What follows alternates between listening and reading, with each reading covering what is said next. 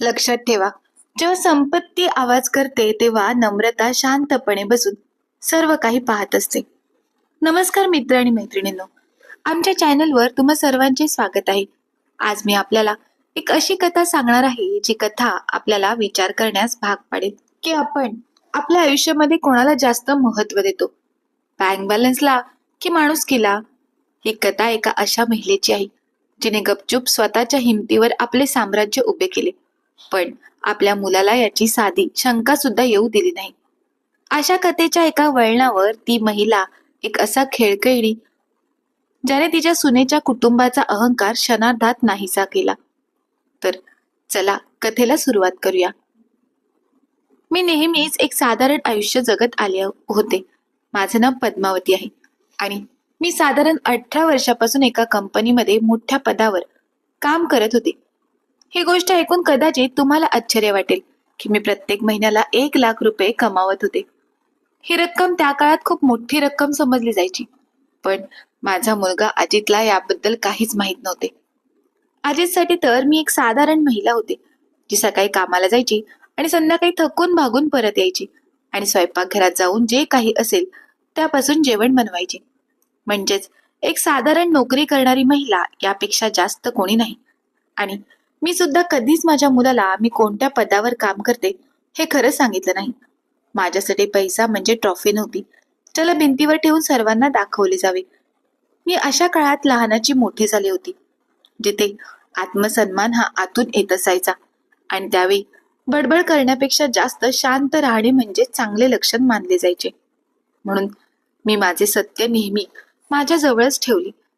मी कितीतरी वर्ष माझ्या मध्यमवर्गीय इमारतीमध्ये असलेल्या घरात राहत होते, जे घर मी माझ्या मेहनतीच्या पैशातून खरेदी केले होते. मी कितीतरी वर्ष ती एकच चामड्याची पर्स वापरत होती. एवढंच नाही तर मी बाजारातील साध्या दुकानामधून कपडे खरेदी करायची आणि घरी स्वतः जेवण बनवायचे. अशा प्रकारे मी सर्वच गोष्टीमध्ये बचत करत असायची. त्यामुळे मी कोणताही गाजावाजा न करता शांतपणे श्रीमंत होत गेली. कारण खरी हिंमत कधीच आवाज करत नाही, तर खरी हिंमत फक्त बघते. आणि मी प्रत्येक गोष्ट खूप लक्षपूर्वक पाहत असायचे. एक दिवस गुरुवार होता. त्या दिवशी दुपारी अजितचा फोन आला. त्याचा आवाज थोडा बदललेला वाटत होता. त्याच्या आवाजात अशी भीती होती जणू काही लहानपणी कोणती तरी चूक केल्यानंतर त्याच्या आवाजामध्ये जी भीती असायची त्या प्रकारचा आज त्याचा आवाज होता. तो घाबरलेल्या स्वरात म्हणाला की त्याची बायको प्रियंकाचे आई बाबा परदेशातून आले आहेत आणि त्यांना मला भेटायचं आहे. त्यासाठी त्या लोकांनी रविवारी शहरातील सर्वात महागड्या हॉटेलमध्ये डिनरचे आयोजन केले आहे आणि ते लोक तिथेच मला भेटतील, म्हणून मला त्या ठिकाणी जायचं आहे. माझ्या मुलाच्या आवाजामध्ये एक वेगळ्याच प्रकारचा दबाव होता. यावरून ही गोष्ट स्पष्ट होत होती की हे एका मुलाचे आमंत्रण नव्हते, तर एक प्रकारची विनंती होती की आई, तिथे जाऊन मला लाज वाटेल अशी कोणतीही कृती करू नकोस. तेव्हा मी माझ्या मुलाला हळूच विचारले की त्यांना माझ्याविषयी काही माहीत आहे का? अजित काही क्षण शांत राहिला आणि म्हणाला, आई, मी त्यांना एवढंच सांगितलं आहे की तू एका कंपनीमध्ये काम करतेस, एकटीच राहतेस आणि तू एक साधारण महिला आहेस. यापेक्षा जास्त कोणी नाहीस. साधारण हा फक्त एक शब्द जणू माझे संपूर्ण आयुष्य याच लहान विशेषणामध्ये सामावले होते. जणू मीच एक समस्या आहे आणि त्यासाठी मला माफी मागावी लागत होती. मी दीर्घ श्वास घेतला आणि म्हणाले, मी नक्कीच येईल. मी माझ्या जुन्या पण आरामदायक ड्रॉइंग रूमकडे पाहिले. फर्निचर जुने होते. भिंतींवर कोणतीही महागडी कलाकृती नव्हती. एक छोटासा जुना टीव्ही होता. कोणाला प्रभावित करेल असे काहीही नव्हते. आणि त्या क्षणी मी ठरवले, जर माझ्या मुलाला वाटत असेल की मी एक गरीब महिला आहे आणि जर माझ्या सुनेचे आई वडील मला याच दृष्टिकोनातून तोलण्यासाठी तयार असतील, तर मी त्यांना तेच देईन ज्याची ते अपेक्षा करत असतील. त्या क्षणी ठरवले की मी एक तुटलेली साधी भोळी गरीब आई असल्याची बतावणी करेन. कारण जे लोक संपत्तीने दुसऱ्याचे मापन करतात ते खरंच कसे दिसतात हे मला माझ्या डोळ्यांनी बघायचे होते. रविवारचा दिवस आला. मी माझी सर्वात वाईट साडी बाहेर काढली. एक हलक्या राखाडी रंगाची चुरलेली सुती साडी आणि मी जुने खूप वेळा घातलेले बूट घातले. कोणताही दागिना नाही, अगदी घड्याळही नाही. मग मी माझी फिकी पडलेली कापडी पिशवी उचलली, केसांचा एक विस्कटलेला आंबाडा बांधला आणि आरशात पाहिले.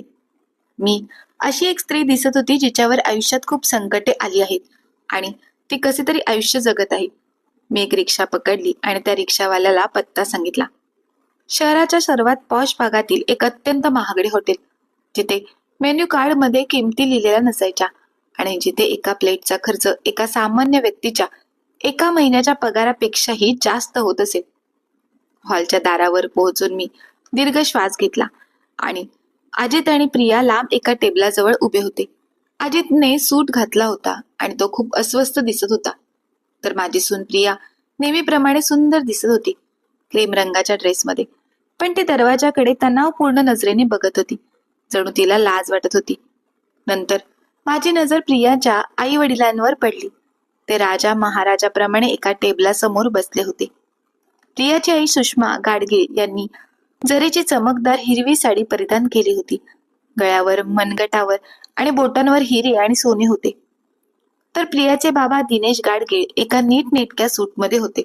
हातात एक मोठे महागडे सोन्याचे कंगन किंवा घड्याळ. दोघेही जणू एखाद्या आलिशान महालातून डिनर करण्यासाठी आल्यासारखे वाटत होते.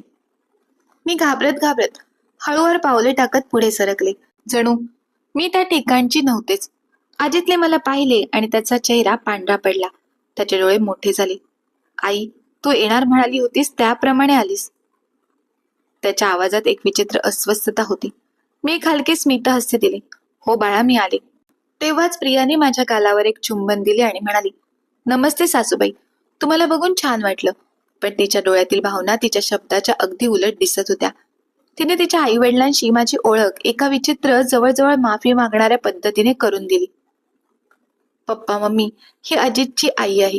जेव्हा प्रियाची आई सुषमा गाडगीळने मला वरपासून खालपर्यंत निरखून पाहिलं आणि त्या क्षणी मला त्यांच्या डोळ्यात सगळं दिसलं. तिरस्कार, निराशा अगदी स्पष्टपणे दिसत होती की त्यांना माझा पोशाख, माझे जुने बूट, माझी झोळी बघून किती घृणा वाटत होती. तरीही मजबुरी म्हणून त्यांनी एक हळूवार, निर्जीव हात माझ्या दिशेने पुढे केला आणि एक शिष्टाचार म्हणून म्हणाल्या, भेटून आनंद झाला. निनेश गाडगीळनेही त्याचप्रमाणे खोटं हास्य चेहऱ्यावर आणून हात मिळवला. त्यानंतर मला त्या खूप मोठ्या हॉटेलच्या शेवटच्या कोपऱ्यात बसवलं गेलं. सर्वात दूरच्या खुर्चीवर जणू मी दुसऱ्या दर्जाची पाहुणी आहे. कोणीही माझी खुर्ची सरकवायला देखील मदत केली नाही. ना कोणी विचारलं की मी आरामदायक आहे की नाही. वेटर मेन्यू कार्ड घेऊन आला, जो मेन्यू कार्ड इंग्रजी भाषेत लिहिलेला होता. मी मेन्यू कार्ड उघडला आणि मला काही समजत नसल्याचं नाटक केलं.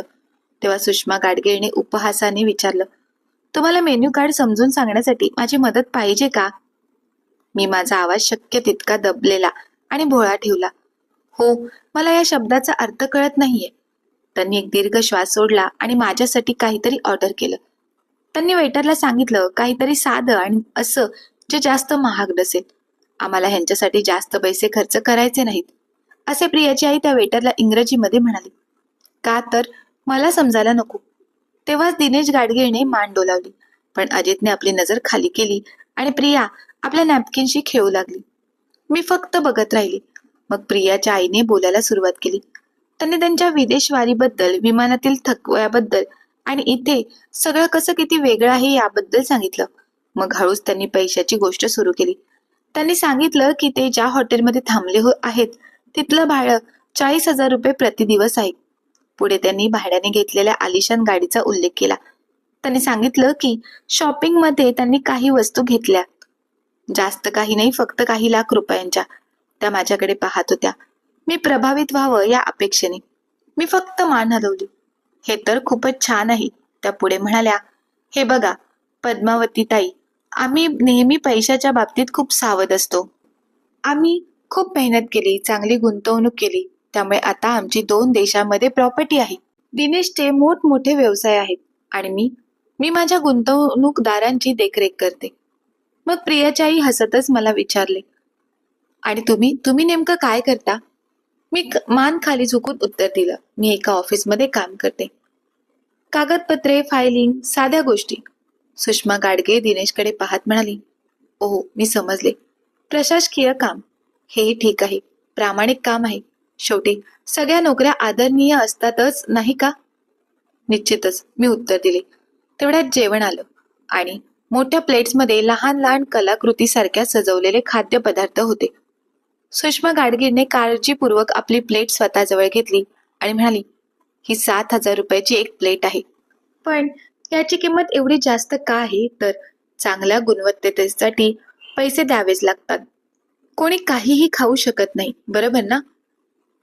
मी मान हलवली. नक्कीच, तुम्ही बरोबर बोलत आहात. अजितने विषय बदलण्याचा प्रयत्न केला, पण प्रियाच्या आईने त्याला मध्येच टोकलं. बाळा, तुझी आई एकटी राहते का? अजितने मान हलवली. हो, ती एका लहानशा अपार्टमेंटमध्ये राहते. प्रियाच्या आईने बनावटी दया दाखवली. ओ हो, हे कठीण होत असेल ना, या वयात एकटं राहणं, जास्त आधार नसणं आणि तुमचा पगार सगळं कसं सांभाळता हो? तेव्हाच मला जाणवलं की सापळा आवळला जात आहे. मी हळूच उत्तर दिलं. हो, माझे पोट भरत असताना जिथे पैसे वाचवता येतात तिथे वाचवते. माझ्या जास्त गरजा नाहीत. प्रियाच्या आईने नाट्यमय पद्धतीने आभार मानले. पद्मावती ताई, तुम्ही किती बहादूर आहात ना. मी खरंच त्या महिलांची प्रशंसा करते ज्या एकट्या संघर्ष करतात. अर्थात प्रत्येक आईला वाटतं की तिने आपल्या मुलांना चांगलं आयुष्य द्यावं. पण ठीक आहे, प्रत्येक जण तेवढंच देऊ शकतो जेवढं तो देऊ शकतो. हा एक थेट पण जीव घेणा हल्ला होता. त्या मला सांगत होत्या की मी अजितसाठी पुरेशी नव्हते. मी त्याला तो हकदार असलेलं आयुष्य दिलं नाही का, तर मी गरीब आणि अपूर्ण आई आहे. अजितने टेबलाखाली मुठी आवळल्या होत्या. प्रियाच्या आईने आपले बोलणे पुढे सुरू ठेवले. आम्ही नेहमी लक्ष दिलं की प्रियाला सर्वात उत्तम मिळेल.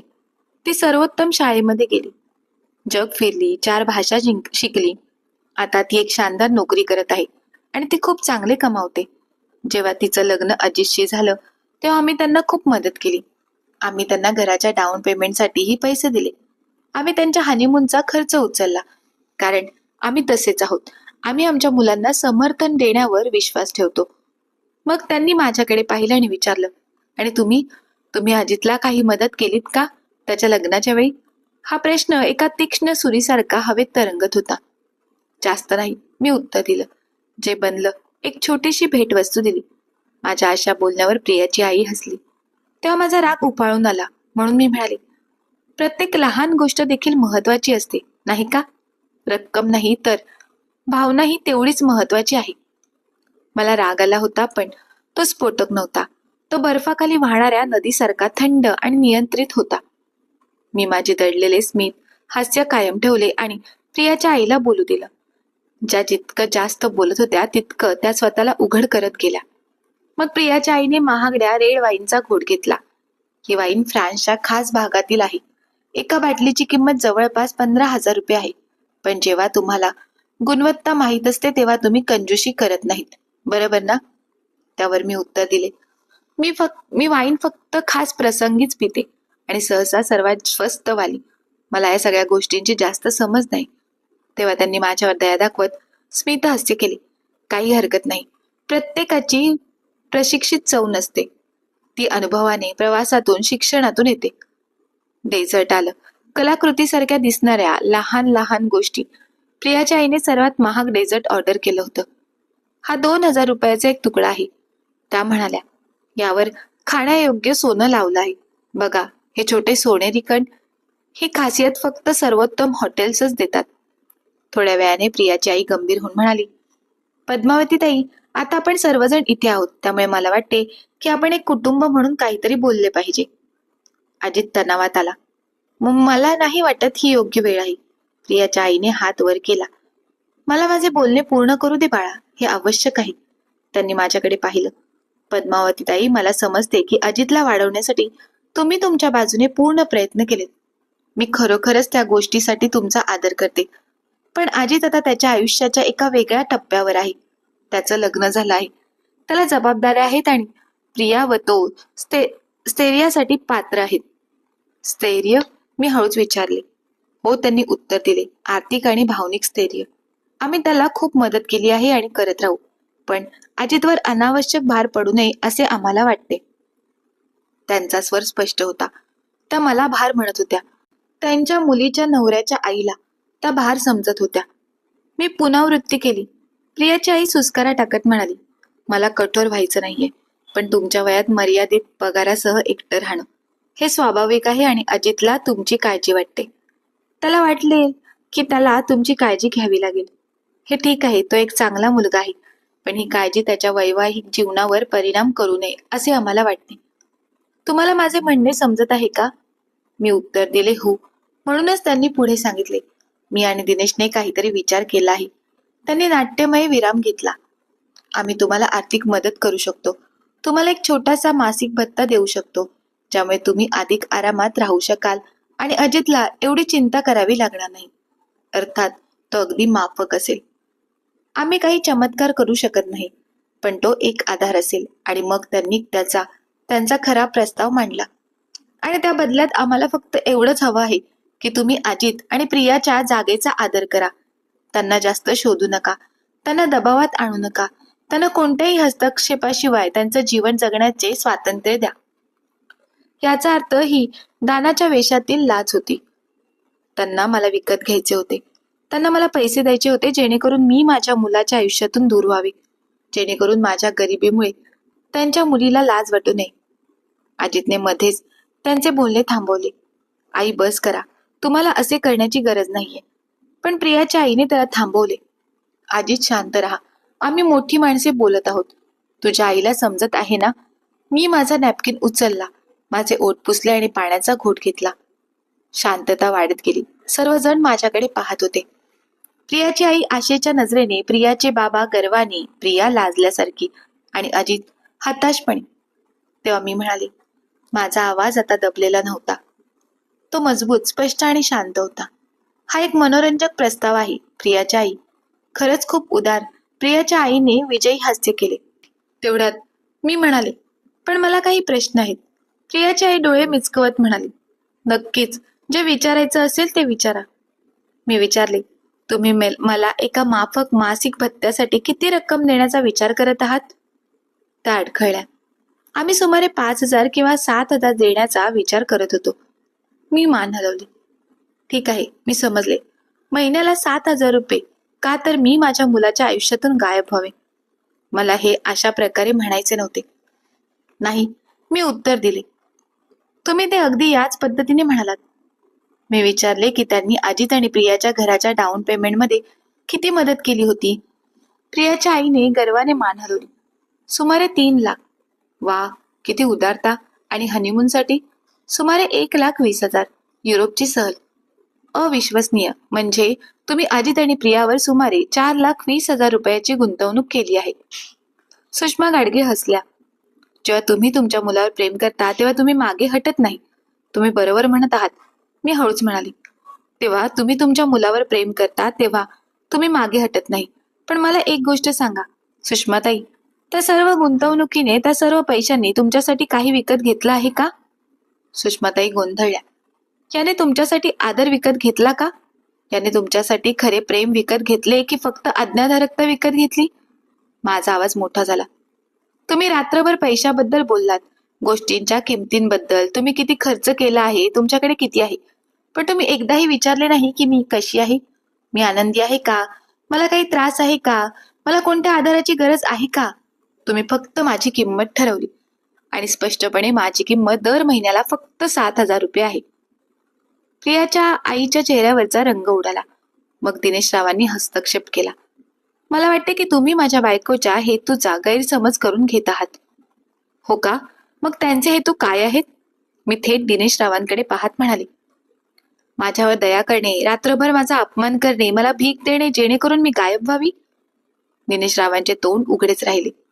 अजितचा चेहरा पडला होता. मी हातातील नॅपकिन टेबलावर ठेवला आणि खुर्चीवर मागे टेकले. माझ्या मनात आता कोणतीही भीती नव्हती. मी थेट सुषमाताईंच्या डोळ्यात पाहिले. त्यांनी एका सेकंदासाठी माझ्या डोळ्यात पाहिली. मग अस्वस्थ होऊन नजर दुसरीकडे वळवली. त्यांना जाणवले होते की काहीतरी बदलले आहे. मी म्हणाले, सुषमाताई, तुम्ही थोड्या वेळापूर्वी एक खूप मनोरंजक गोष्ट सांगितली. तुम्ही म्हणालात की तुम्ही एकट्याने संघर्ष करणाऱ्या स्त्रियांचे कौतुक करता. त्यांनी हळूच मान हलवली. हो, मी म्हणाले. मग मला तुम्हाला एक गोष्ट विचारायची आहे. मी विचारले, तुम्ही कधी एकट्याने संघर्ष केला आहे का? तुम्ही कधी तुमच्या नवऱ्याच्या आधाराशिवाय काम केलं आहे का? तुम्ही कधी तुमच्या कुटुंबाच्या पैशाशिवाय स्वतःच्या हातांनी काही निर्माण केलं आहे का? सुषमाताई अडखळल्या. माझी स्वतःची कामे आहेत. कशी काय? मी खऱ्या उत्सुकतेने विचारले. सांगा. सुषमाताईंनी स्वतःच्या केसातून हात फिरवला. मी आमच्या गुंतवणूकदारांचे व्यवस्थापन करते. मी मालमत्तेची देखरेख करते. मी आमच्या व्यवसायात आवश्यक निर्णय घेते. मी मान हलवली. तुमच्या नवऱ्याने जो व्यवसाय उभा केला, जी मालमत्ता तुम्ही एकत्र विकत घेतली, जी गुंतवणूक त्यांनी केली आहे ना, मी चुकीची आहे का? दिनेशराव चिडले. हे बरोबर नाहीये. माझी बायको देखील. मी करतो तितकीच मेहनत करते. मी यावर शंका घेत नाहीये. मी शांतपणे उत्तर दिले. पण आधीपासून असलेल्या पैशांचे व्यवस्थापन करणे आणि त्याला जमिनीतून निर्माण करणे यात फरक असतो. वारसा मिळालेल्या साम्राज्याची देखरेख करणे आणि त्याला वीट वीट जोडून तयार करणे यात फरक असतो. तुम्हाला नाही वाटत? तुम्ही कुठे जात आहात हे मला समजत नाहीये, सुषमाताई ओठ दाबत म्हणाल्या.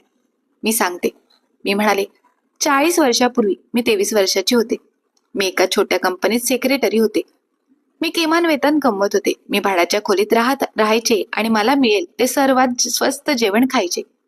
आणि मी एकटे होते. पूर्णपणे एकटी. त्या अगोदर काही दिवसात मी गर्भवती झाले आणि मुलाचा बाप निघून गेला. माझ्या कुटुंबाने माझ्याकडे पाठ फिरवली. मला निर्णय घ्यायचा होता की पुढे जायचं की हार मानायची. मी पुढे जाण्याचा निर्णय घेतला. मी गर्भधारणेच्या शेवटच्या दिवसापर्यंत काम केले. आजीच्या जन्मानंतर 2 आठवड्यांनी मी कामावर परतले. दिवसा एक शेजारीन त्याची काळजी घ्यायची. मी दिवसा 12 तास काम करायचे. मी पाणी प्यायले, पण कोणीच मध्ये काही बोलले नाही. मी फक्त सेक्रेटरी राहून थांबले नाही. मी रात्री अभ्यास केला. मी कोर्स केले. मी सार्वजनिक वाचनालयात इंग्रजी शिकले. मी अकाउंटिंग, फायनान्स, ऍडमिनिस्ट्रेशन शिकले. मी त्या गोष्टींमध्ये तज्ज्ञ बनले जे मला कोणी शिकवले नव्हते. सर्व काही स्वतःच्या बळावर एकटीने मुलाला वाढवत, भाडे, अन्न, औषध, कपडे सर्व काही भरत होते. सुषमाताई त्यांच्या प्लेटकडे एकटक पाहत होत्या, पण त्यांचे कान माझ्या बोलण्याकडे होते. त्यामुळे तिचा अहंकार कोसळायला सुरुवात झाली होती. आणि तुम्हाला माहित आहे का काय झाले सुषमाताई? मी हळूहळू वर चढत गेले. सेक्रेटरीतून असिस्टंट, असिस्टंट मधून कोऑर्डिनेटर, कोऑर्डिनेटर मधून मॅनेजर, मॅनेजर मधून डायरेक्टर. यासाठी मला 20 वर्ष लागली. 20 वर्षाचे सततचे काम, असे बलिदान ज्याची तुम्ही कल्पनाही करू शकत नाही. पण मी ते काम करून दाखवले. आणि तुम्हाला माहित आहे का की मी आता किती कमावते? सुषमाताईंनी मान हलवली. 1,00,000 रुपये महिना. संपूर्ण खोलीत शांतता पसरली. जणू कोणीतरी विश्वाचे पॉज बटन दाबले होते. अजितने आपल्या हातातील चमचा खाली ठेवला. प्रियाचे डोळे मोठे झाले. दिनेशरावांनी अविश्वासाने कपाळावर आठ्या आणल्या. प्रियाची आई तळतोंड उघडं ठेवून थिजून गेली. 1,00,000? मी पुनरावृत्ती केली. दरमहा जवळजवळ 20 वर्षापासून.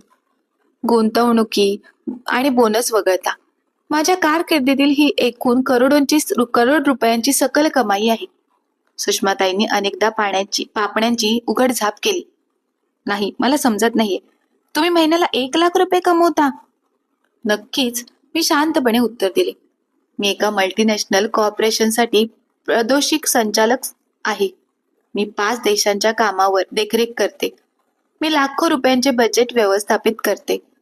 मी असे निर्णय घेते ज्यामुळे 10,000हून अधिक कर्मचाऱ्यांवर परिणाम होतो आणि मी अशा करारावर स्वाक्षरी करते जे वाचण्यासाठी तुम्हाला वकिलांची गरज पडेल. आणि मी हे दररोज करते. अजितचा चेहरा फिक्का पडला होता. आई, तुम्हाला कधीच का नाही सांगितले? मी त्याच्याकडे प्रेमाने पाहिले. कारण तुला ते जाणून घेण्याची गरज नव्हती बाळा. कारण मला वाटतं की तू पैशांना नाही तर मेहनतीला महत्व द्यावेस. कारण मला वाटतं की तू एक चांगला माणूस बनावास, वारसदार नाही. कारण पैसा माणसाला भ्रष्ट करतो आणि तुला भ्रष्ट होऊ द्यायचं नव्हते. प्रिया कुजबुजली. मग तुम्ही त्या लहान अपार्टमेंटमध्ये का राहता? तुम्ही साधे कपडे का घालता? तुम्ही लक्झरी कार का चालवत नाही? मी हसले. कारण मला कोणालाही प्रभावित करण्याची गरज नाहीये. कारण खरी संपत्ती दाखवली जात नाही. मी शिकले आहे की तुमच्याकडे जितकं जास्त असतं तितकेच तुम्हाला कमी सिद्ध करण्याची गरज पडते. म्हणूनच मी आज रात्री असे कपडे घालून आले होते. म्हणूनच मी गरीब असल्याचे नाटक केले. माझ्याकडे काहीच नाही असे तुम्हाला वाटले तर तुम्ही माझ्याशी कसे वागाल हे मला पाहायचे होते. मला तुमचे खरे रंग बघायचे होते आणि ते मी पूर्णपणे पाहिले. तेव्हा प्रियाची आई लाज, क्रोध आणि अपमानाने लाल झाली. ही एक थट्टा आहे. जर तुम्ही इतके पैसे कमवत असाल तर आम्हाला माहीत असते, अजितला माहीत असते, कारण मी त्याला माहिती होऊ दिली नाही. मी उत्तर दिले, कारण मी कधीच माझ्या नोकरीबद्दल बोलले नाही, कारण मी साधेपणाने राहते. मी जे पैसे कमवते ते गुंतवते, वाचवते आणि गुणाकार करते. मी ते दिखाऊ दागिन्यांवर किंवा महागड्या रेस्टॉरंटमध्ये शॉप करण्यावर खर्च करत नाही. दिनेश रावांनी मुद्दामून घसा साफ केला आणि म्हणाले, तुम्ही आमच्या हेतूचा गैरसमज करून घेतला आहे. गैरसमज करून घेतला तो कसा? मी थेट त्यांच्याकडे पाहिले. जेव्हा तुम्ही म्हणालात की मी अजितवर भार आहे, तेव्हा मी गैरसमज करून घेतला होता का?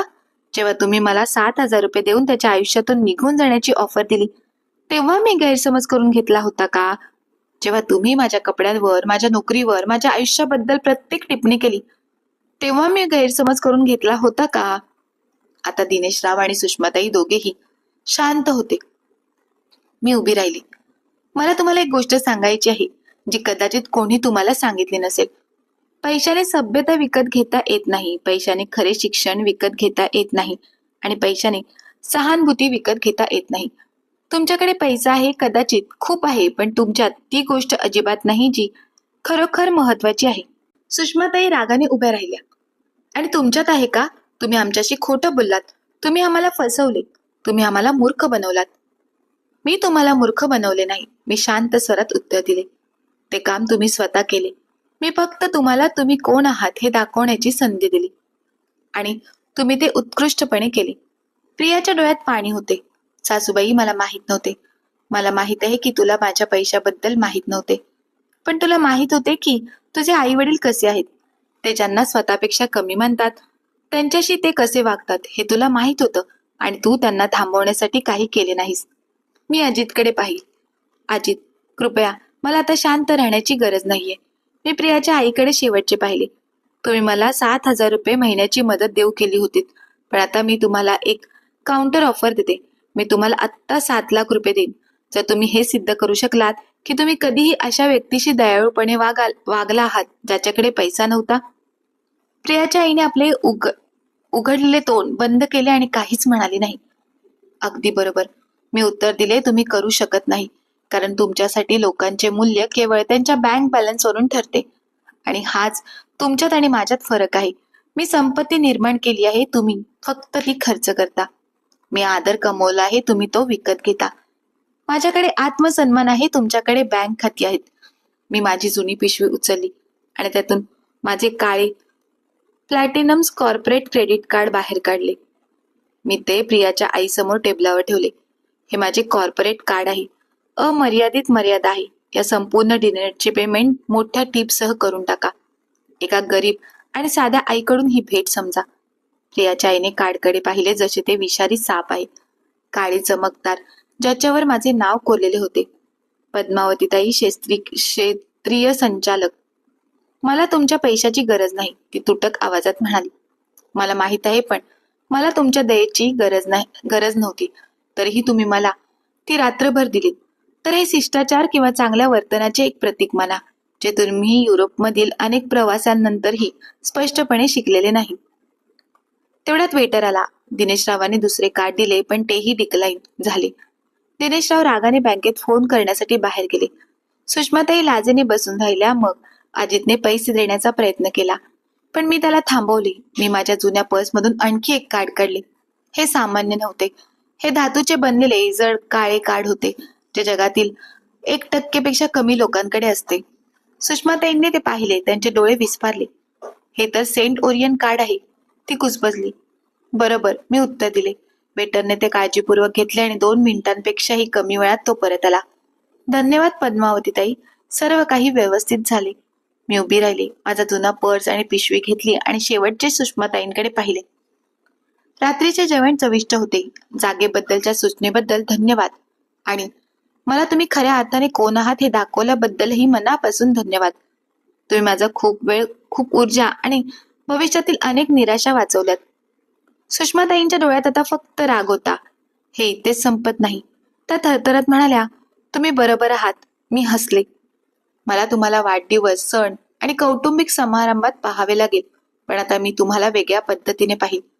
आता मी विचार करणार नाही की तुम्ही माझ्याबद्दल काय विचार करता. मला माहित आहे आणि तुम्हालाही माहित असेल की मला माहित आहे आणि तुम्ही मला प्रत्येक वेळी पाहून ही आठवण ठेवाल. मी प्रियाकडे पाहिले. प्रिया, मी हळूच म्हणाले, तू तुझ्या पालकांसाठी दोषी नाहीस, पण तू इतरांशी कसे वागणार हे तू नक्कीच निवडू शकतेस. लक्षात ठेव, पैसा लोकांना परिभाषित करत नाही. नम्रता ही कमजोरी नाही आणि इतरांचा आदर करण्यासाठी काहीही खर्च लागत नाही. आणि जर तुला मुले झाली तर तुम्ही दोघे नवरा बायको त्यांना लोकांचे हृदय पाहायला शिकवा, त्यांचे बँक खाते नाही. अजित माझ्यासोबत बाहेर आला. मी टॅक्सी बोलावली. अजितने मला मिठी मारली. आई, मला माफ कर. तुला माफी मागण्याची गरज नाही बाळा. ती तुझी चूक नव्हती, ती चूक त्यांची होती आणि थोडी माझीही होती, कारण मी त्यांचा खेळ खेळण्याचा निर्णय घेतला. तुम्ही जिंकलात, मी जिंकले. मी मान डोलावली. पण मला जिंकल्यासारखं वाटत नाहीये. मी थकलेली आहे आणि तुम्ही दुःखी, कारण ज्या गोष्टीची मी पुष्टी करू इच्छित नव्हते तीच झाली की काही लोक कधीच बदलणार नाहीत. काही कुटुंबे तुटलेली असतात, भलेही त्यांच्याकडे कितीही पैसा असो. मी अजितला सल्ला दिला की त्याने प्रियाशी बोलावे, मर्यादा निश्चित कराव्यात, कारण जर त्याने आत्ता हे केलं नाही तर हे पुन्हा पुन्हा होईल. मी टॅक्सीमध्ये बसले. टॅक्सी ड्रायव्हर म्हणाला की मी त्या मोठ्या हॉटेलमधून अशी बाहेर पडले जणू एखाद्या युद्धातून आत आले. मी त्याला माझ्या कथेचा एक छोटासा भाग सांगितला की मी गरीब असल्याचं नाटक केलं होतं. गरीब असल्याचा नाटक तो मोठ्याने हसला. हे तर उत्कृष्ट आहे.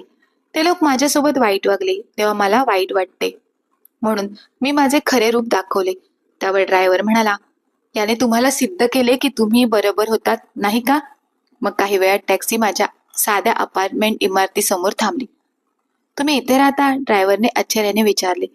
मी होकार दिला. तो म्हणाला की बहुतेक श्रीमंत लोक महागड्या भागात जातात. मी एक सामान्य माणूस आहे, फक्त माझ्याकडे जास्त पैसा आहे, पण यामुळे वेगळी किंवा चांगली ठरत नाही. पैसा फक्त एक साधन आहे, ओळख नाही. मी त्याला भाड्यापेक्षा जास्त पैसे दिले आणि त्याला सांगितलं की त्याने आपला प्रामाणिकपणा जपून ठेवावा, तो दुर्मिळ आहे.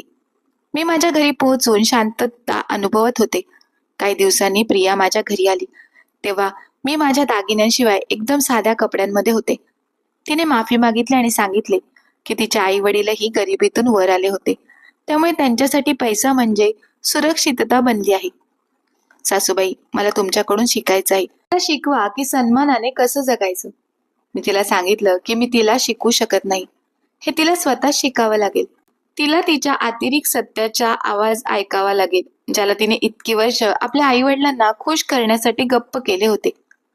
ते निघून गेल्यावर मी माझ्या साध्या घरात बसून सूर्यास्त पाहिला. मला जाणवले की खरी दौलत ही नाही की तुमच्याकडे किती पैसा आहे, तर तुम्ही तुमच्याकडे असलेल्या गोष्टींचा किती आनंद घेता, तुम्हाला किती शांतता अनुभवते आणि तुम्ही स्वतःवर किती गर्व करू शकता. प्रियाची आई सुषमाताई आणि दिनेश राव यांच्याकडे लाखो रुपये होते, पण माझ्याकडे ही शांतता, हे खरेपण आणि अजितसाठी हे शुद्ध प्रेम होते आणि याने मला त्यांच्यापेक्षा खूप जास्त श्रीमंत बनवले होते.